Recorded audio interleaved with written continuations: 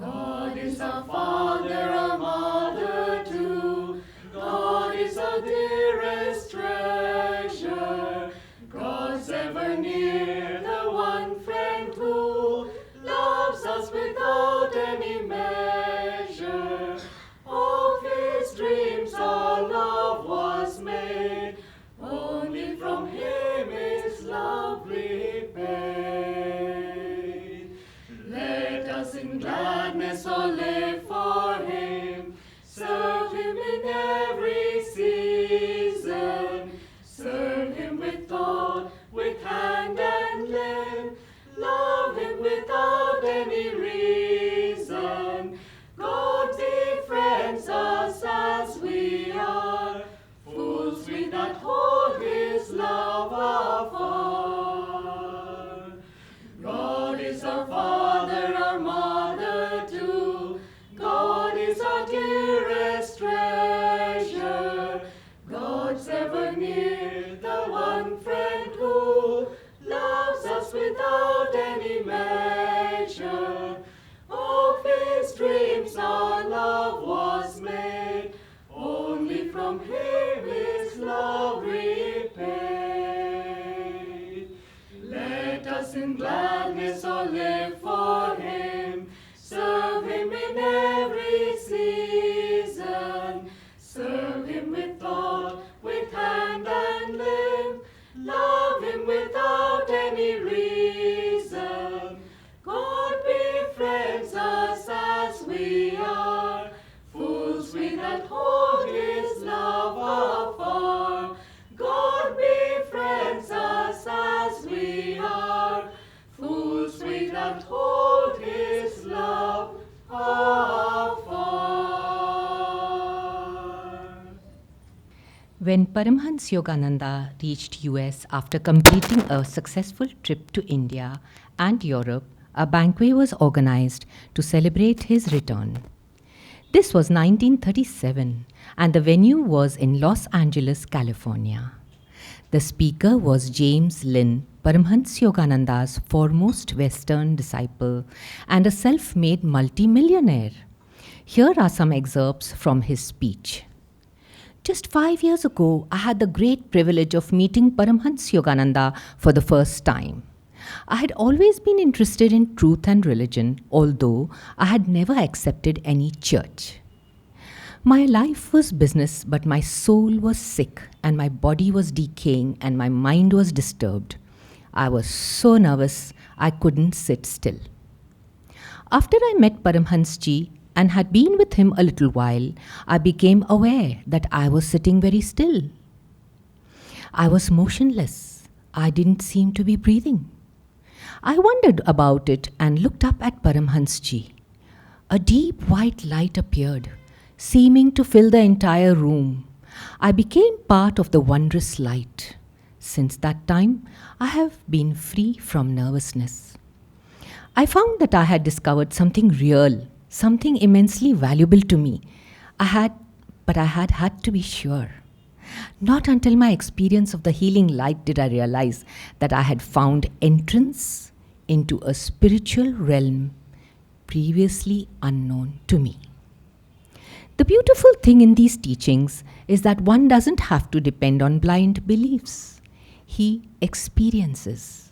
He knows because he experiences. Ordinary man is conscious only of his thoughts and of the material world that he can smell, taste, touch, see, and hear. But he is not conscious of his soul deep within him that makes it possible for him to think and to cognize the outer world through his senses. He doesn't know anything about that which is behind the scenes, just behind the thoughts and senses.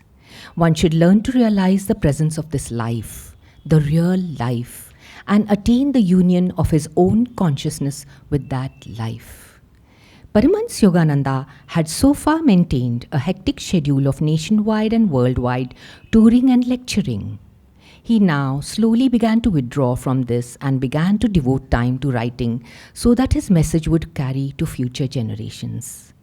In 1946, the Autobiography of a Yogi was published and immediately became a bestseller. It has since sold 4 million copies, and even today, sales are quite strong. It has been published in 27 languages. The book is now widely considered as a modern spiritual classic. In June of 1948, Paramhansa Yogananda passed through a series of most awe-inspiring states of samadhi that his disciples ever witnessed.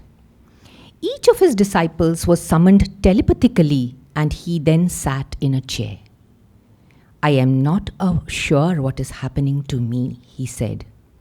He became very withdrawn, as he usually became when he went into a state of samadhi, and said, "Divine Mother is calling me from within. I am not sure if she is going to take me from this body." He then entered into a deep communion with the Divine Mother of the universe.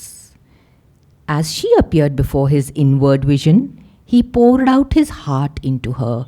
He asked her many questions and even laid out his grievances. She comforted him tenderly and answered his questions. His devotees could hear the conversation as it occurred in two voices. One was his voice, and the other voice was that of the Divine Mother. His devotees were simply awestruck, as they had never witnessed anything of such magnitude. The vision started in the late evening and went on for the entire night. Many feared that his exit from the body was imminent. Later he confided that he had hoped that the beloved mother would take him. "It was all so perfect," he said wistfully of this incident. As if reading everyone's thoughts, he said, "I will always be in this state now, but no one will know." He pulled that veil around the infinite consciousness in him. His whole consciousness became absorbed in the remaining work he had to finish. He was never the same again. It was as if he had entered a new, deeper level and became increasingly withdrawn and stopped giving his regular speeches.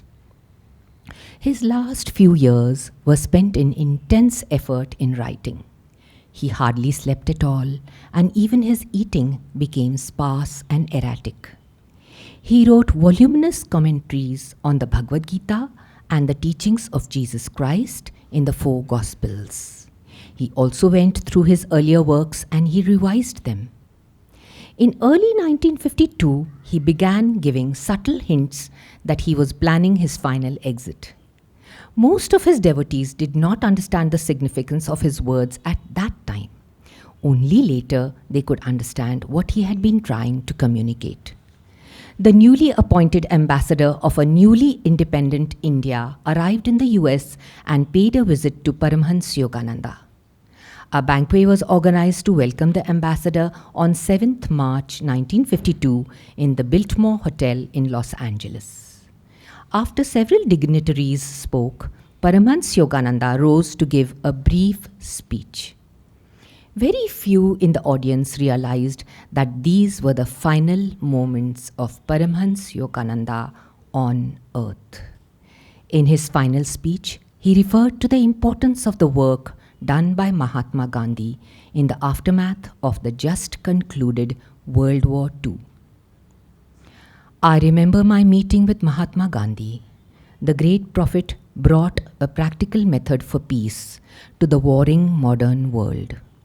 Gandhi, who for the first time applied Christ's principles to politics and who won freedom for India, gave an example that should be followed by all nations to solve their troubles. It was Paramhansa Yogananda's dream to create a new culture that would take the best from the intermixing of the cultural streams of India and US. In the later part of his speech, he said, "One morning, I was passing by an empty field next to a store. That evening, as I passed the same way again, I saw a house standing in the field. I inquired of a man if the house had been there in the morning. 'No,' he replied, 'they just put it up.' When I think of such energy, I like to be an American. But when I hear of so many American millionaires who die prematurely after making a business success, then I like to be a Hindu.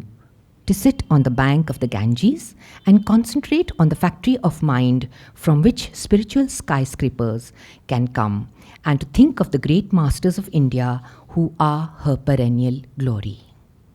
Somewhere between the two great civilizations of efficient America and spiritual India lies the answer for model world civilization. Paramhansa Yogananda was proud that he was born as an Indian and was proud to be welcoming the ambassador of free India. He concluded his speech with his poem, My India. The last two lines of his poem were, where Ganges, woods, Himalayan caves, and men dream God, I am hallowed, my body touched that sod. He then rolled his eyes upwards, entered into a final samadhi, slid to the ground with a beatific smile on his face, and passed away right in front of a stunned audience of more than 100 dignitaries. What a wonderful day to be here all together. We are celebrating Yogananda's Mahasamadhi. And, you think a little bit, why are we celebrating his Mahasamadhi? Isn't the Mahasamadhi when he passed away? Should not be that we should be all crying and weeping for him? But it makes you think, why should we celebrate the Mahasamadhi? And one reason, of course there are many, but one reason that came to mind is because, as Yogananda himself explained, a master comes to earth, an avatar comes to earth with a mission. They don't come with any karma of their own, they come only out of their own free will and to uplift humanity. To uplift humanity and bring as many as receive them to God. And if you think of it, Yogananda, obviously he knew when he was going to pass away, probably from the moment he was born. Obviously he didn't keep that in the foremost of his mind. He was not all the time calculating his life around that or anything.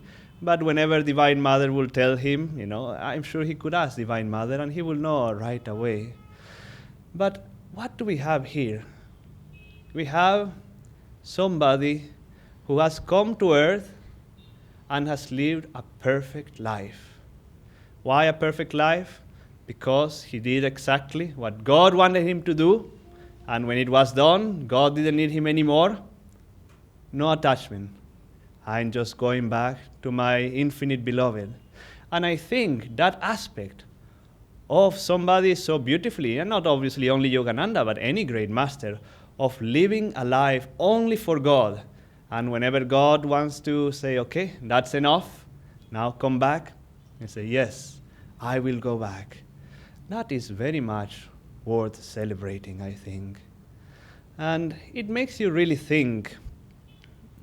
It makes me at least really think many things. Imagine if you knew when you were going to pass away, or that God has so many days are left in your life. Would you do something different than what you always do? What will be your reaction to that? Sometimes it's good to think about these things. Now, a great master is funny because we make such a big deal in a way, but Yogananda was free many lifetimes ago, so for him, he had probably had many Mahasamadhis in previous lifetimes, so it was not a new thing for him, honestly. But imagine, what if you were to die tomorrow? Now, I know this is bad timing for this because this whole coronavirus is going on and people are a little afraid, so I don't mean it at all in that way.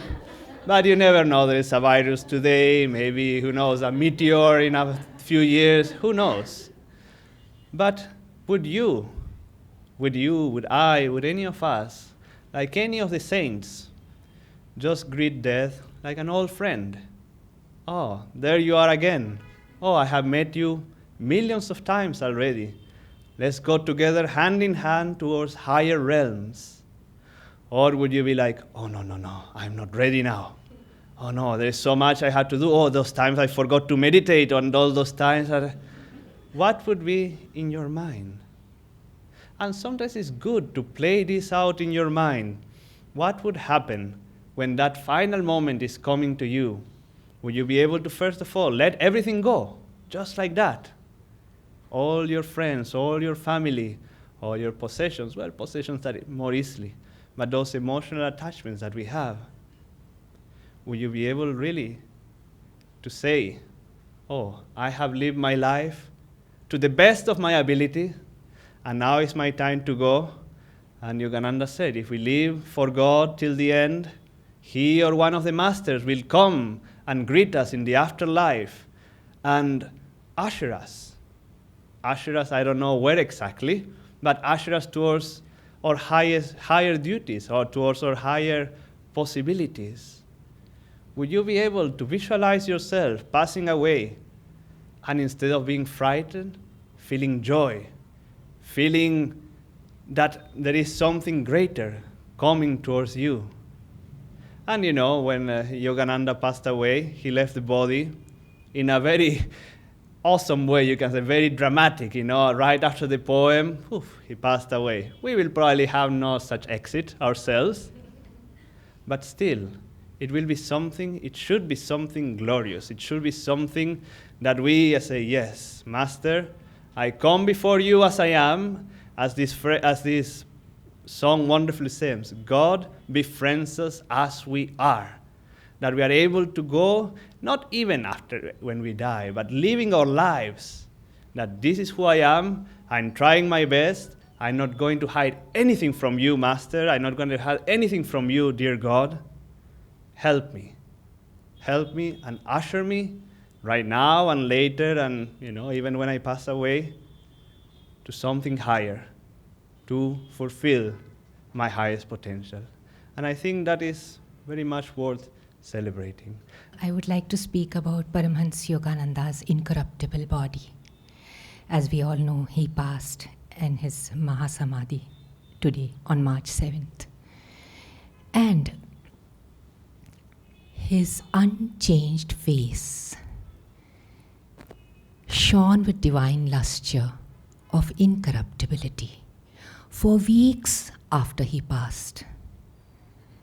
When he passed, he had lived such a, as Bara said, such a beautiful, perfect, selfless life.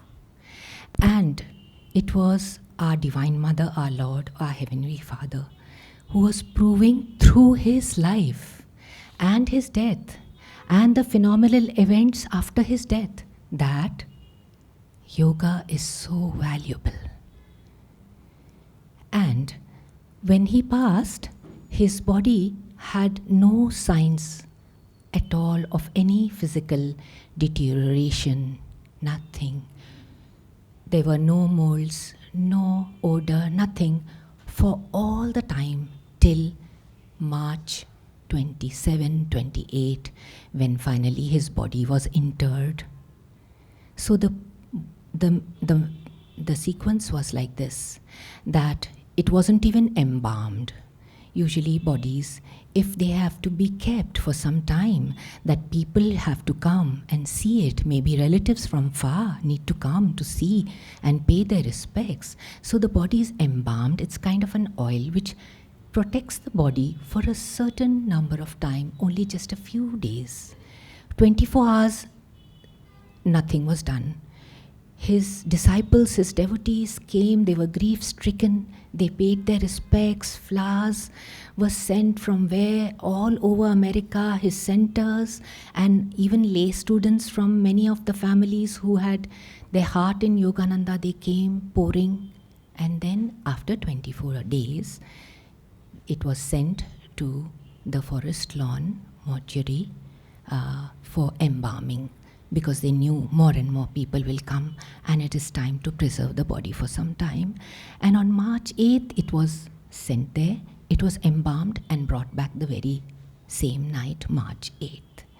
And again and further people came from far. Then on March 11, they did the last public rites for Paramhansa Yogananda. And as soon as they started the service, a beautiful rainbow could be seen with vivid colors. It emerged on the roof of Mount Washington Estates. And on March 11th, after the rites and the service and everything, a glass lid was placed on it, just placed, positioned over there, because now, however many more people would come, they would see him through the glass lid. It was not locked. And it was sent to the Forest Lawn Memorial Park, which is an institution which encrypts and keeps all the bodies. It's like a grand mausoleum. They knew, the Self-Realization Fellowship officials, they had heard that 2 disciples from India were supposed to come. And they thought that they would come a little later on in March itself. So the Forest Lawn people were asked to just observe the body, and keep it till these 2 disciples from India came, and then they would take these disciples to the mortuary to pay their last respects and view the body. To the amazement of the officials in the mortuary, day by day their surprise was increasing, because day by day they were seeing that no physical deterioration, disintegration was happening to the body of Paramhansa Yogananda. The bodily tissues were totally intact. His lips, which were in a beautiful smile, tiny little smile throughout, had firmness throughout the time. His hands, his limbs were perfectly in the same way as when he had left his body on March 7th, right up to March 26, 27, which is 20 days later. And then they heard that the 2 disciples from India would not be able to come till 1953. Now this is 1952. So they decided that they would now entomb the body. So first the glass lid was sealed with fire, and then there was a bronze cover positioned appropriately, very massive and heavy, on top of the casket, and it was entombed and moved into the crypt where it lies today in the Forest Lawn Cemetery. When from the day of March 7th till the March 27, 28, the body was totally fresh, looking the same, unchanged. The face was shining. And the Forest Lawn officials, they, besides being surprised, they felt that this phenomenon is very, very unusual and a unique case in their experiences, because they are used to doing this, they are used to handling bodies, and it has never ever occurred in their lifetime experience. Now, all this while, the Self-Realization Fellowship people did not know that this was the case, because every time they were communicating with the administrative department. One day, in May 11th, that is almost a little less than 2 months later, there was a talk between the SRF official with the Forest Lawn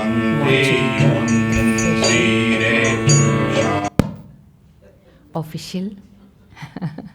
Master's voice.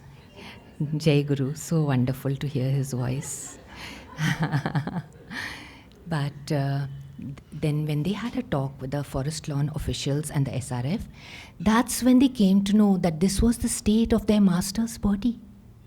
And then the Forest Lawn officials, especially the mortuary director, his name is Harry Rowe, wrote an official letter which could be published in the SRF magazines about all this which occurred, and now it has become well known about it. So Binay Sen, the ambassador from India to America, he said, "Death could not make him a victim."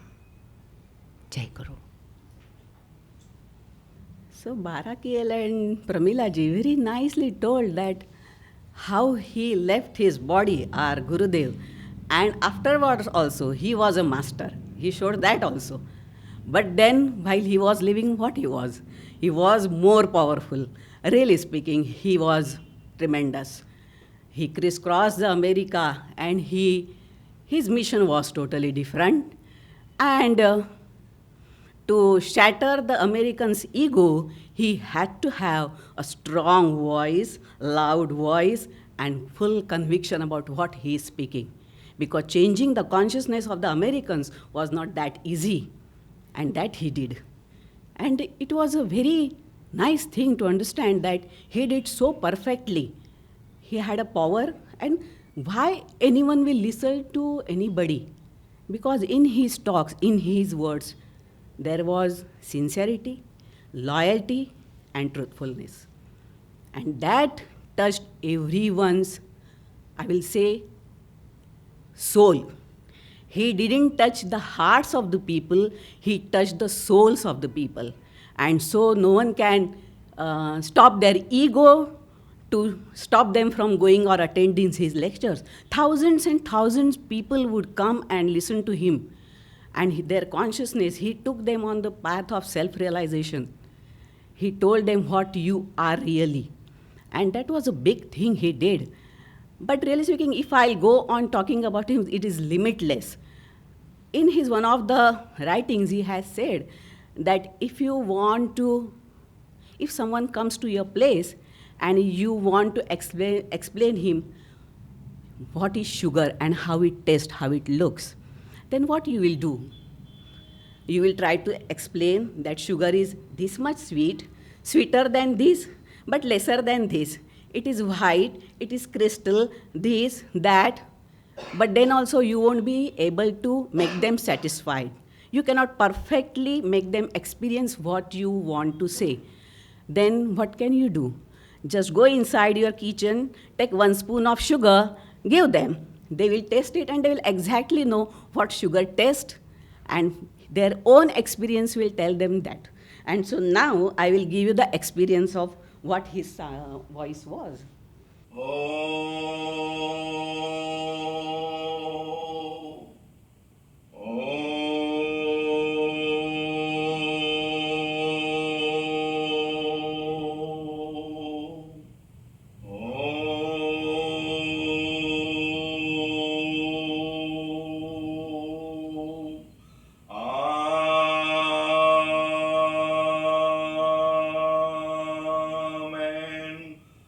He mesmerized millions.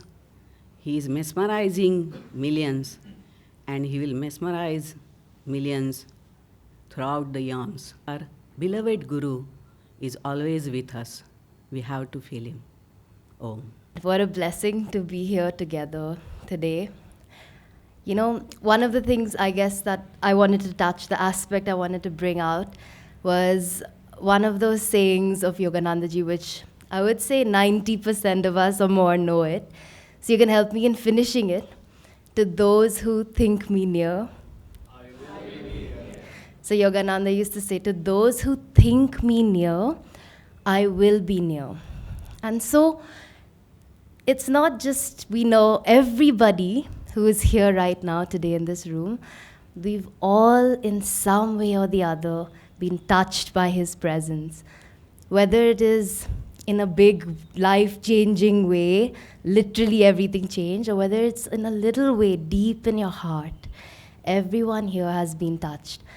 And just learning in this time especially of, Yogananda's Mahasamadhi, it's beautiful to contemplate, his incorruptible body and the stories of him as he was, as he lived.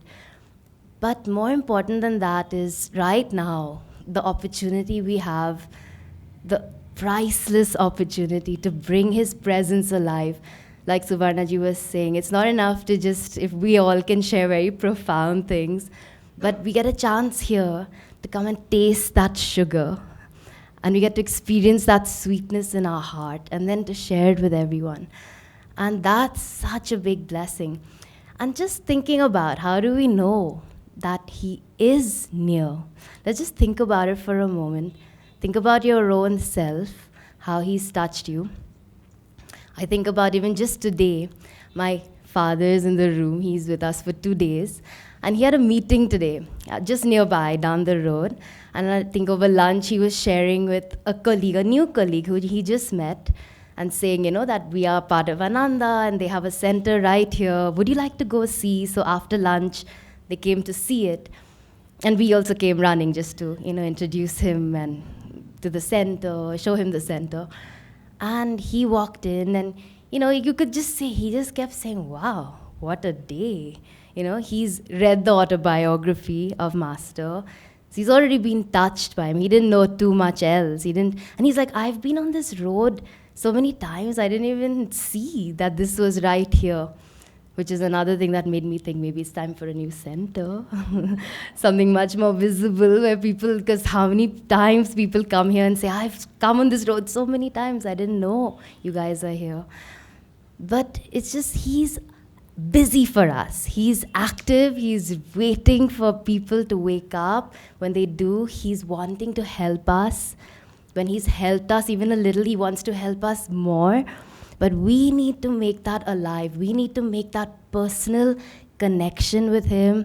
We need to draw his presence, listen to his voice, how that changes our whole consciousness. It changes us on a cellular level.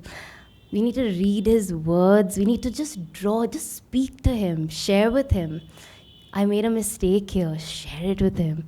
This happened, share it. This good thing happened. How wonderful. Let's share it together. The more we can do that, that's how we'll be able to think him near, to feel him near in our hearts.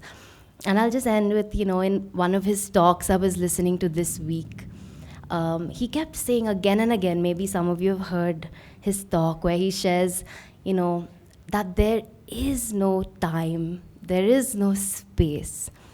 I am with you. And he keeps saying it again and again. I am with you. There is no time and space. It's all a dream universe of God.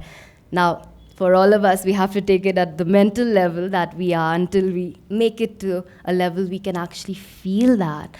But just think, he says, what connects that time, that space with us is the presence of God. Even through the talks we've been listening, in that same talk he says, you think you're hearing me through a microphone. You think you're hearing me through this recording, but it's through the ether. That's the reality that you're hearing me from.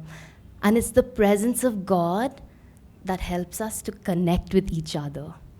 So there is a way, he says, that we, all of us, can touch that presence of God. And just in that much, that was his mission. That was why he came, isn't it? That's what we feel here. He gave us a way to touch that presence and to share it with everyone. And how fortunate, how blessed we are. And I thank you all, actually, for, when we all come together like this, when we chant together, we meditate, we share the beautiful altar. This is bringing him alive. This is where he's near. And we can feel that right here. And so thank you for all of your devotion as well. Mahasamadhi is a time of great blessing, and he always talked of this example of the honeybee and the flower, and how the bee sucks the nectar from the flower. And today is a day when we can suck his nectar in the form of divine love and experience him in many deep and personal ways.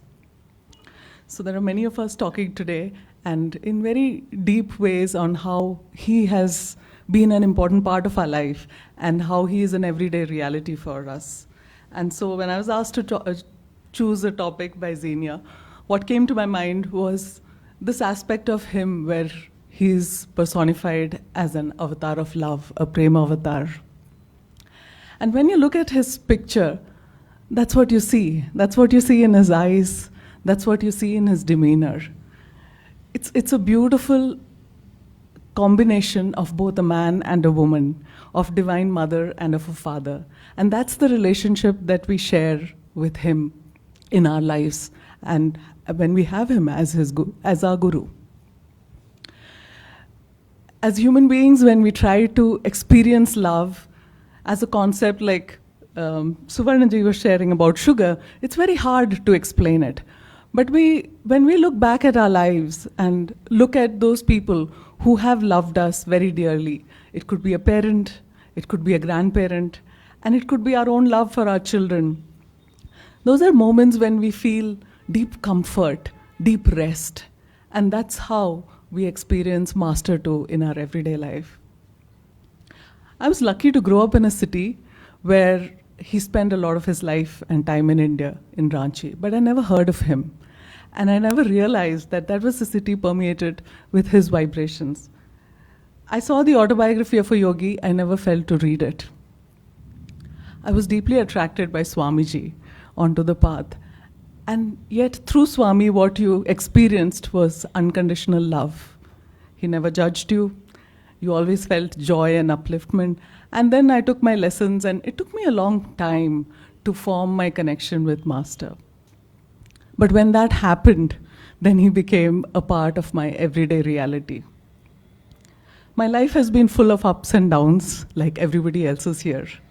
Some of those situations have been extremely difficult.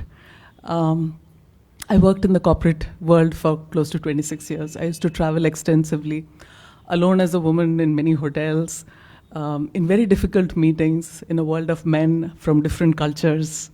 And I always carried a picture of Master with me.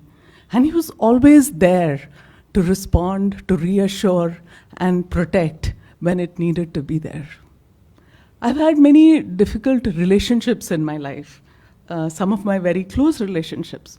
But it's just amazing that when I just look at his picture, in very strange ways, he reaches back and expresses his love and comforts and says, I'm there for you. And it is only that love with the divine that is true, and all human relationships are just a very minuscule representation of divine love. And this was his closing, kind of quote that we oft remember, that when I am gone, only love can take my place. And that's been his relationship with every devotee of his. It seems very attractive when we see other spiritual leaders from other traditions giving very eloquent messages. And you often wonder, Master's not in his body. But all we need to do is to just look into his picture, open our hearts, and call out to him. And like Shamini shared, he always comes, he always responds. Isn't that a beautiful bond? Sometimes it takes many, many years as a devotee to build that bond. But when you have it, the earlier you have it, the more blessed you are. Joy to you. Thank you all. Such inspiring sharing. We will conclude this panel with his legacy. And I have struggled to give words to this legacy. It is timeless, it is eternal, and it will express uniquely and in a special way through each of his children. Above all, his legacy is love. But love too is a multifaceted diamond. And how that love expresses through each one of us will create a beautiful tapestry of discipleship. In his early years at Mount Washington in California, a man had come to interview Paramhansa Yogananda, and he asked the Master a question. He asked him, what are the assets of your organization? Without a moment's hesitation, the Master said, none, only God. And likewise, friends, what are our assets? What is the purpose of our life? He has come very clearly to tell us, none, only God. And he very clearly says, families, jobs, friends, relationships. He said all these by themselves, much as we would love to give a lot of meaning and purpose to, he said all these by themselves are nothing. But when we place God at the center of it all, then we find purpose in each of them. And that is the message that all of these yogi householders and Lahiri Mahashaya and Swami Shri Yukteswarji have come to show us, that it is not about rejection, but an embracing of a much higher order. He wanted us to think big. Now, what does that mean? What does it mean to think big? to get out of our ordinary ways of habits and ways of living. He would say, be practical in your idealism. What is our ideal? All our ideals are ego-bound, isn't it? But we hold them high, saying that these are ideals. But without God, all our ideals too are shallow. So on one level, it means don't ignore mundane realities as you're trying to pursue the highest consciousness and reveal the highest within you. But on an altogether different level, it also means, and what the Master came to tell us is also, that the most practical way of life is to live in the consciousness of God. That without God, there is no practicality. That the one who has created this whole universe and who has given us all our gifts, if we are excluding him in the scheme of our lives, we are being extremely impractical and foolish. And these are just some of his messages, but in a nutshell, you could sum it up in those two words which he mentioned: only God. Why we are here, what we are seeking, only God. He came to remind us of a forgotten way of life. What is that way of life? I want to remind us through this poem. It's a beautiful poem and takes up the daily realities of our life. From the depths of slumber as I ascend the spiral stairways of wakefulness, what do we whisper? Master says, God, God, God. We could say together, thou art the food, and when I break my fast of nightly separation from thee, I will taste thee and mentally say, God, God, God. No matter where I go, the spotlight of my mind will ever keep turning on thee. And in the battle din of activity, my silent war cry will be, God, God, God. When boisterous storms of trials shriek, and when worries howl at me, I will drown their noises loudly chanting, God, God, God. When my mind weaves dreams with threads of memories, on that magic cloth will I emboss, God, God, God. Every night in time of deepest sleep, when my peace dreams and calls joy, joy, joy, my joy comes singing evermore, God, God, God. In waking, eating, working, dreaming, sleeping, serving, meditating, chanting, divinely loving, my soul will constantly hum, unheard by any, God, God, God. Timeless is his legacy. Again, the truest legacy is that of disciples. In the autobiography of a yogi, Paramhansa Yogananda recounts his meeting with Bahaduri Mahashaya, a direct disciple of Lahiri Mahashaya, and Mukunda, then known as Mukunda then, asked Bahaduri Mahashaya, will you write a book on yoga for the benefit of the world? And the saint replies, I'm training disciples. They and their students will be living volumes. That our discipleship is the living legacy of the Master. It's a sacred responsibility that is given as a glorious blessing in our life. Let us not forget or set it aside in the busyness of our daily appointments, and Master would repeatedly encourage, urge, exhort, don't forget your appointment with God. Don't forget your appointment with the one who is the dearest of the dear and the nearest of the near. Sister Gyanam Mata, as she was writing a letter to one of her disciples, or to one of the devotees who asked her, what is the last word in discipleship? And she said, this much I can say, a quick and open mind, willing hands and feet, is a mark of true discipleship. One of the disciples once told her, Sister, in a vision last night, I was shown a previous incarnation. And she's writing a letter to Master. Master, I don't care what I was in any incarnation, but I know this, that in this most important incarnation of all, I am the work of your hands. with deep gratitude, reverence, devotion, and love. Not enough. Oh, not enough. Let's close our eyes and try to feel this deep reverence, gratitude, devotion, love, of which we are made and which we may offer as our discipleship at His feet. It is never enough.